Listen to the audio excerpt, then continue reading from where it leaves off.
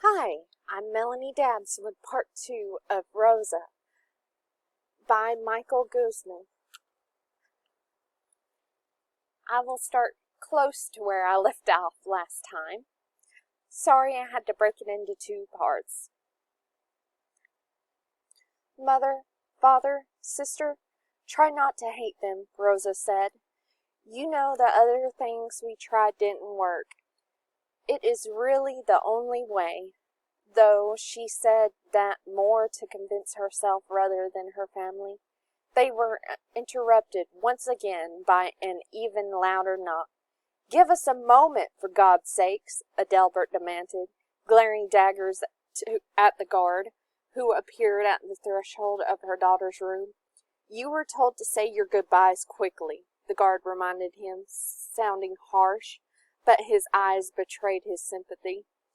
"If we don't reach the castle by sundown, you know it voids our contract with her, and then we all lose." Rosza nodded. She gave each of them a kiss on the cheek and squeezed their hands.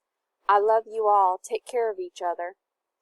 "If you would follow me," the guard said, gesturing towards the exit. Rosza nodded and followed him, not daring to look back at her family for fear of losing what little resolve she had left. She hurried to prepare carriage, ignoring the stares of her fellow villagers, as most put up facades of indifference to try to sleep better at night, knowing the fate of the young woman selected. The carriage arrived at the castle a mere half-hour before sundown.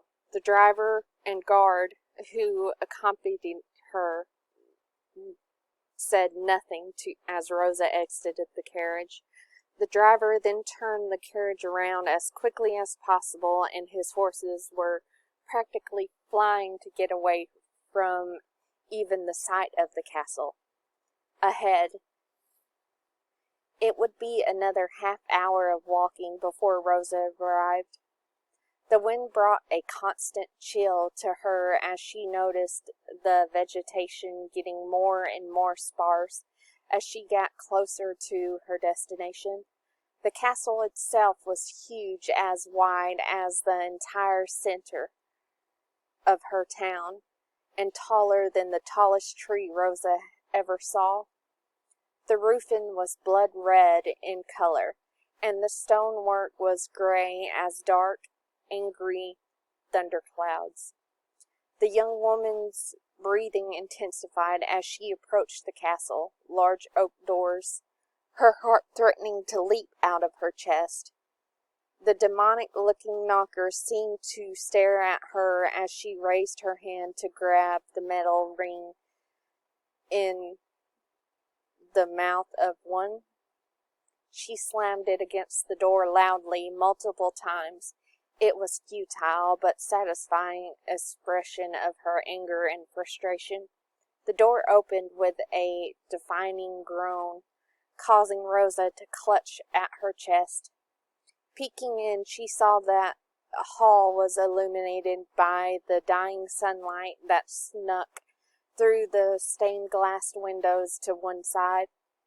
Windows that depicted scenes of chained women weeping blood, demons slaying angels, and fire consuming a village similar to hers. Frozen in horror, Rosza lost her resolve to encounter, but a powerful feeling overcame the young woman, demanding she continued. Hand still to her chest, she walked into the threshold of her doom. She looked behind her to see what manner of servant opened the door, but saw nothing as the door slammed shut with finality.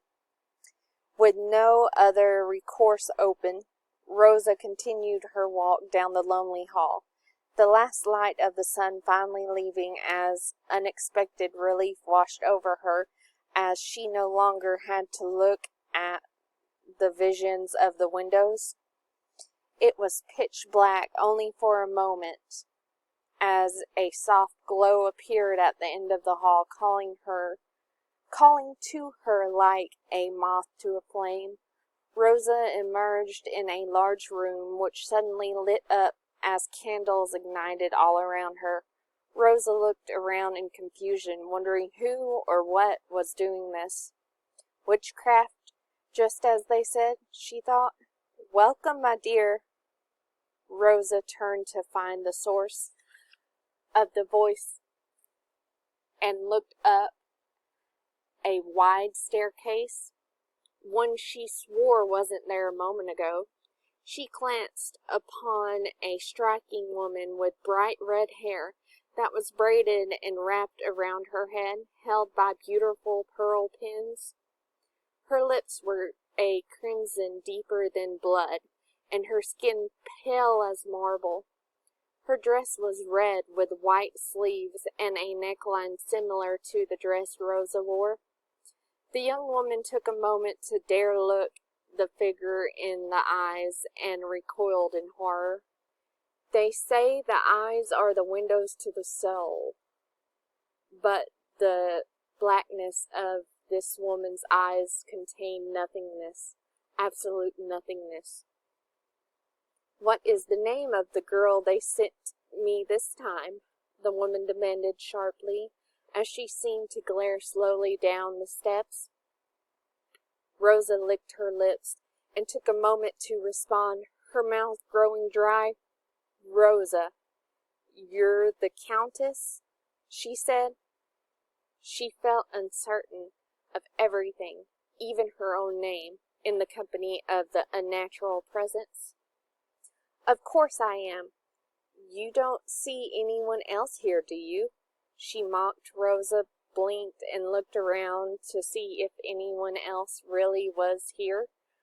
And when she looked back, the Countess Elizabeth stood directly in front of her. She didn't hear the woman run, but even if she did, Rosza doubted anyone could cover that distance so quickly. Rosza, an appropriate name for such a lovely flower. The Countess smiled, tracing her fingernail over Rosza's cheek in a mockery of a lover's touch. I think you'll do nicely. She's close enough now, Rosza screamed at herself as she reached into the folds of her dress and pulled out the dagger her father forged years ago when Countess Elizabeth first arrived at the village. It had never been used once. Everyone realized how futile it was to resist the Countess. Rosza refused to look into the eyes of this monster, and she drove the dagger into her heart. She released a loud scream for justice and vengeance for all the girls that had been forced to come to the Countess before her. Rosza backed away, sitting on the cold floor, her breath ragged. She looked down, her hand over her heart, and whispered, I did it. After a brief pause, Rosza heard a tisk. She looked in horror as the Countess Elizabeth pulled the knife from her chest and smiled. Was that supposed to hurt? No, it's impossible. Rosza gasped and scooted back slowly.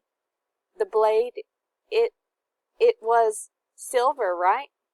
Countess Elizabeth continued to smile as the wound on her bosom sealed itself until it was perfection again. Perfection it was a moment ago. The Countess stared at Rosza. To your feet, girl, her voice boomed through the empty hall. No matter how much Rosza wanted to remain on the ground, to even show the smallest defiance, her body refused to obey. Next thing she knew, she was standing as stiff as a soldier at attention. Countess Elizabeth dropped the dagger with a defining clatter, then walked slowly towards the young girl, raising her right hand with a flick. Her fingernails grew to the length of daggers. She walked slowly around Rosza. I wonder, do you have any more surprises for me? Elizabeth asked. She slashed her razor-sharp nails down the back of Rosa's dress, serving the cords that held it and her corset together. A blade either coated in or made of silver. She stared at Rosa, felt the tension of her dress slacken. Then the Countess was in front of her. "Garlic?" the Countess shouted as she slashed again, rendering the front of Rosa's dress apart completely, but miraculously or by design not touching the girl's skin. Rosa desperately wanted to move even an inch to try to hold the tattered remains of her dress and modesty together, but she felt like a field mouse before a viper. "A wooden stake through the heart," Elizabeth continued, listing as what remained of the dress pulled around Rosa's feet. Goosebumps covered her nude form, but Rosa knew it wasn't due to the cold. "Holy water?" the Countess grinned as she inspected her prey. "Exposure to sunlight," and she chuckled at the last one. "The presence of a crucifix? Tell me, girl, have you ever wondered how even an average peasant knows of at least one of these ways to harm or kill those like us?"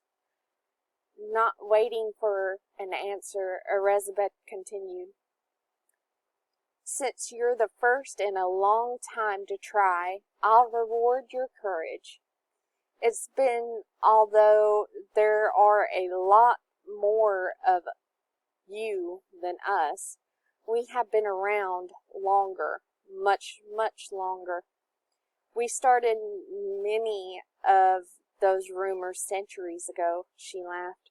"So many different ways to deal with us. I bet you wonder which is true.